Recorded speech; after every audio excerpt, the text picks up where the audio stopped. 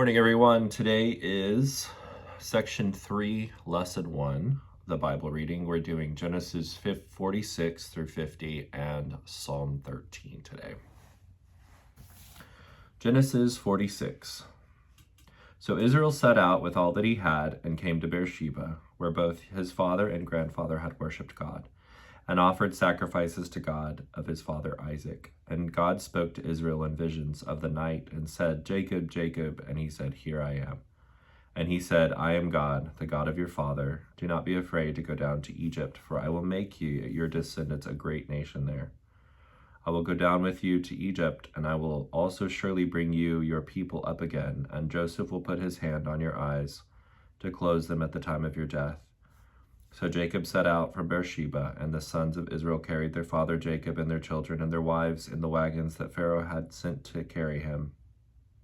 And they took their livestock and the possessions which they had acquired in the land of Canaan and came to Egypt, Jacob and all of his descendants with him, his sons and his grandsons, his daughters and his granddaughters, and all of his descendants he brought with him to Egypt.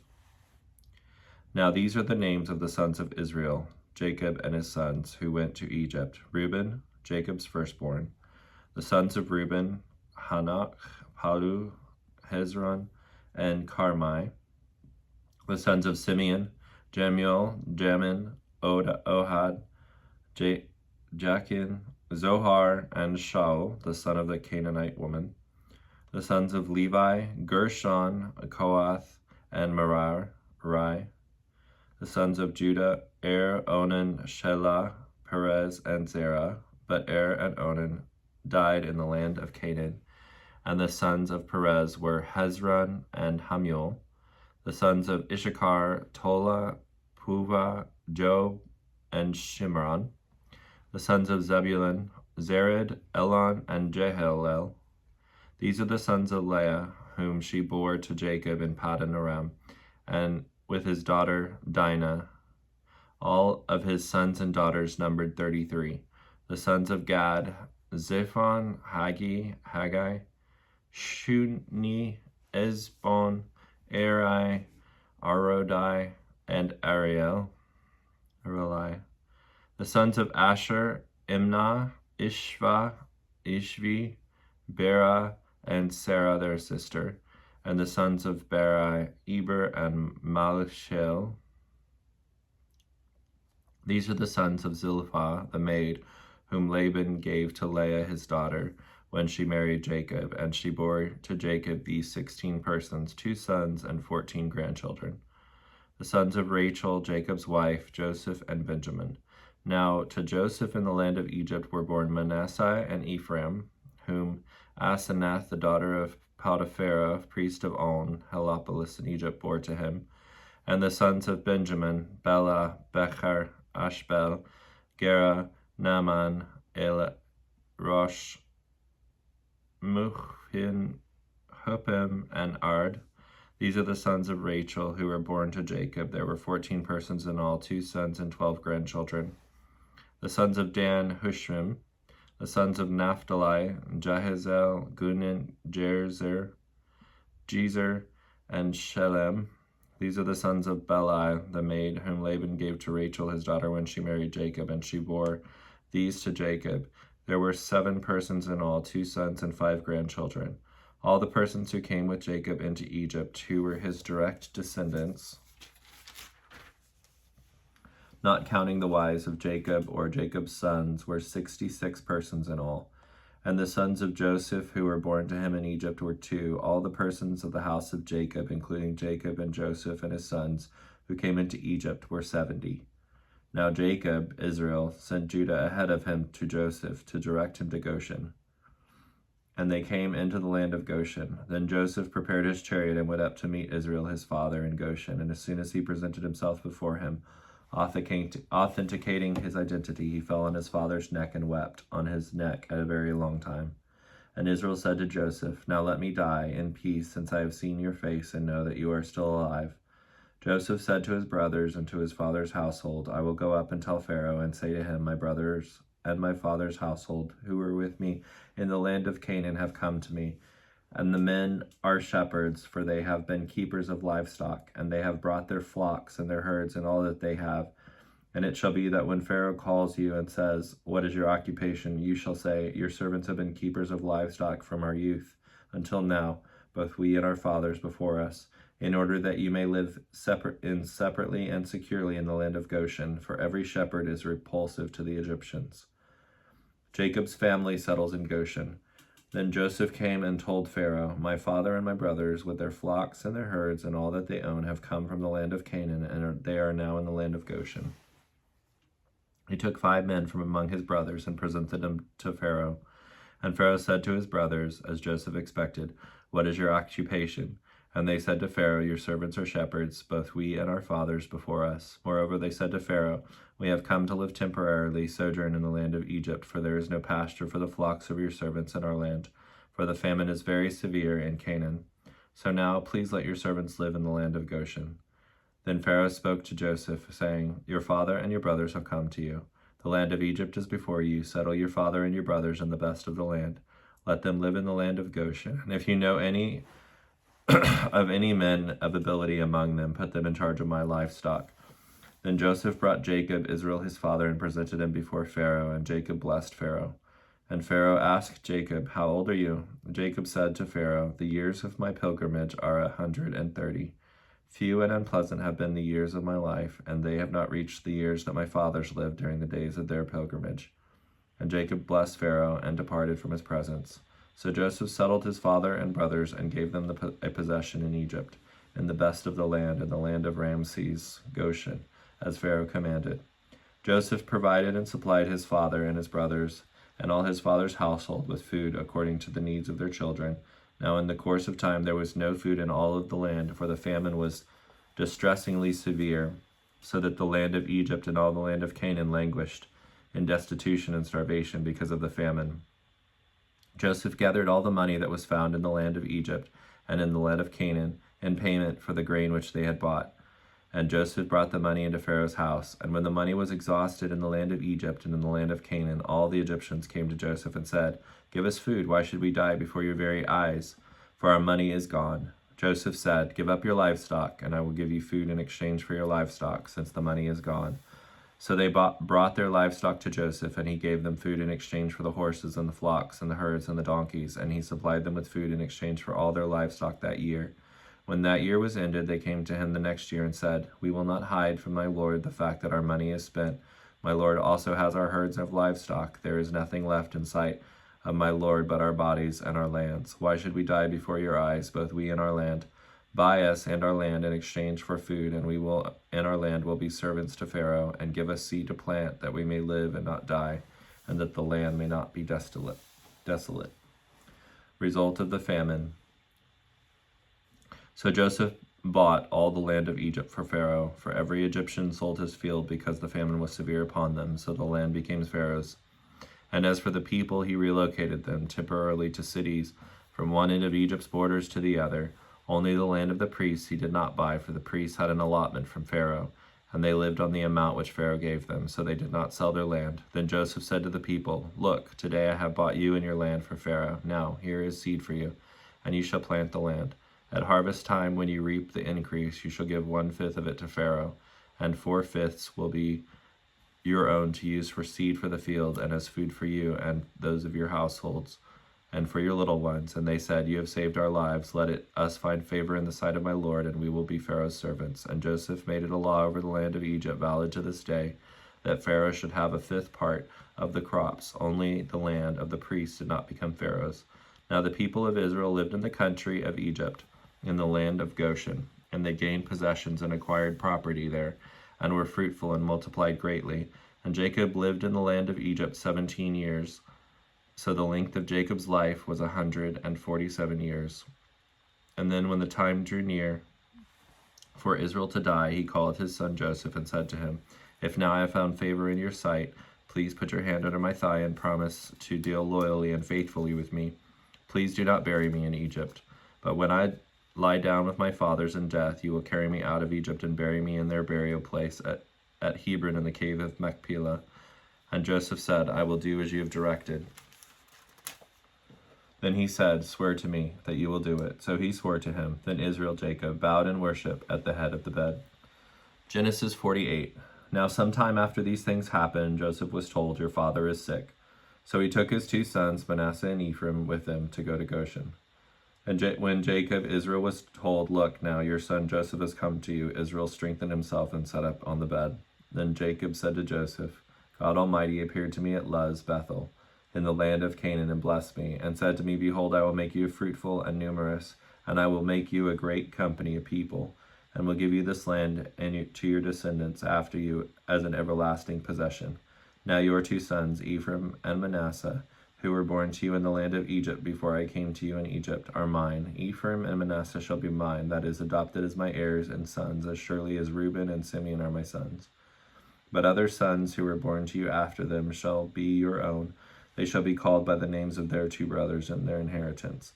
Now as for me, when I came from Padan in Mesopotamia, Rachel died beside me in the land of Canaan on the journey, when there was still some distance to go to Ephrath, and I buried her there on the way to Ephrath, that is Bethlehem. When Israel, who was almost blind, saw Joseph's son, he said, "Who are these?"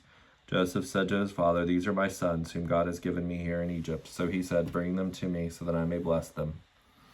Now Israel's eyes were so dim from age that he could not see clearly. Then Joseph brought them close to him, and he kissed and embraced them. Israel said to Joseph, "I never expected to see your face, but see, God has shown me your children as well." Then Joseph took the boys from his father's embrace, and he bowed before him with his face to the ground. Then Joseph took them both, Ephraim with his right hand toward Israel's left, and Manasseh with his left hand towards Israel's right, and brought them close to him.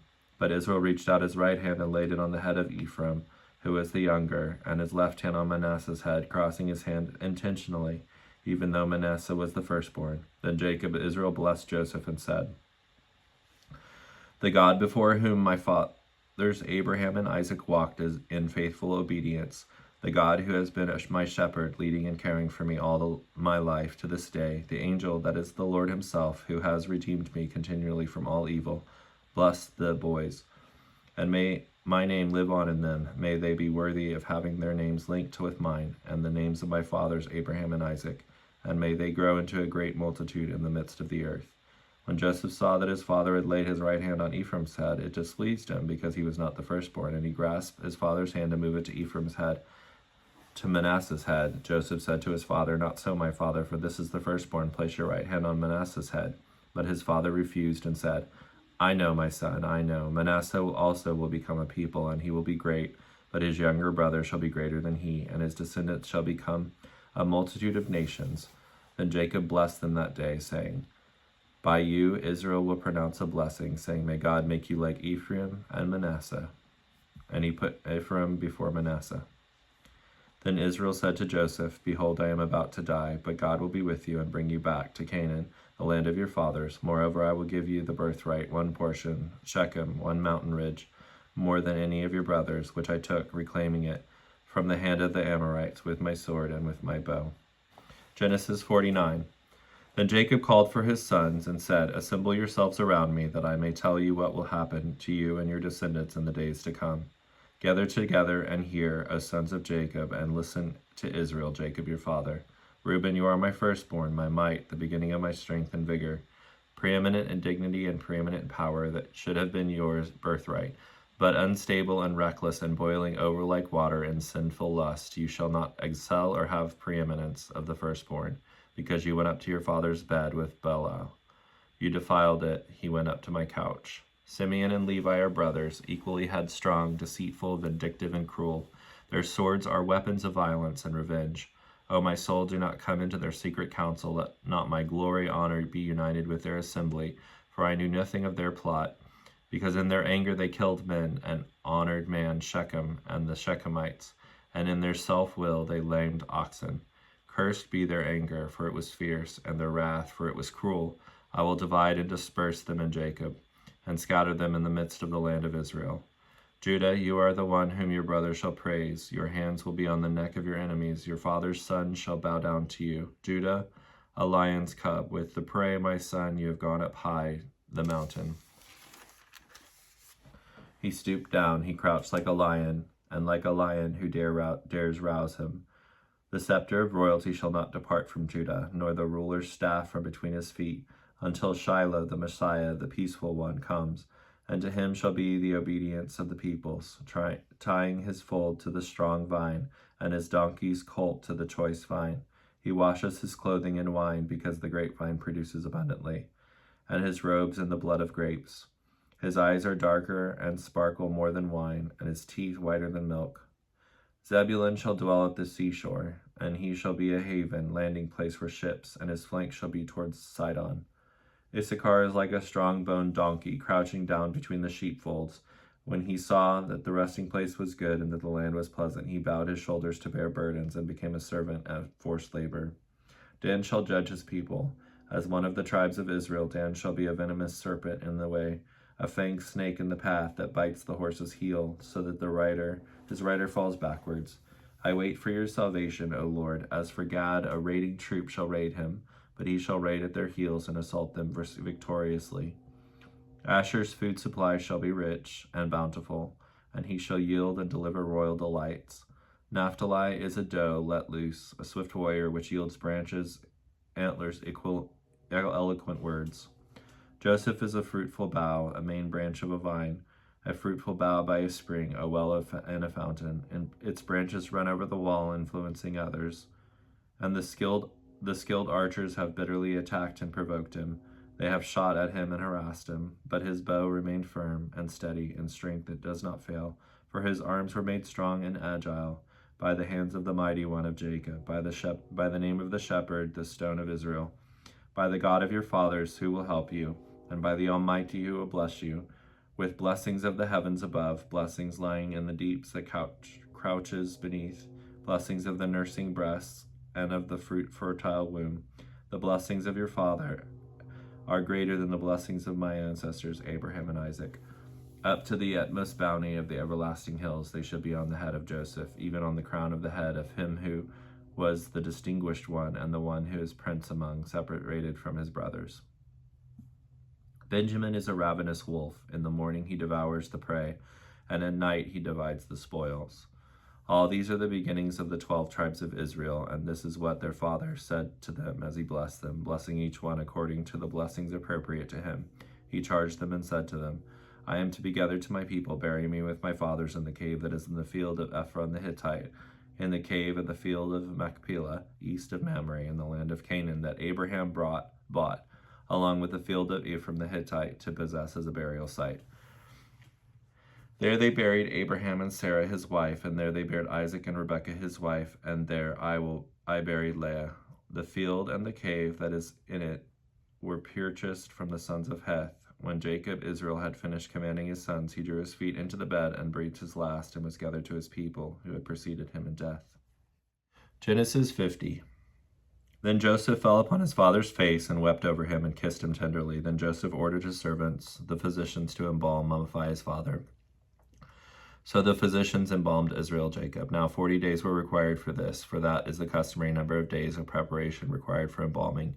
And the Egyptians wept and grieved for him in public mournings as they would for royalty for 70 days. When the days of weeping and public mourning for him were past, Joseph spoke to the nobles of the house of Pharaoh, saying, If now I have found favor in your sight, please speak to Pharaoh, saying, My father made me swear an oath, saying, Hear me, I am about to die. Bury me in my tomb, which I prepared for myself in the land of Canaan. So now let me go up to Canaan, please, and bury my father, and then I will return. And Pharaoh said, Go up and bury your father, as he made you swear.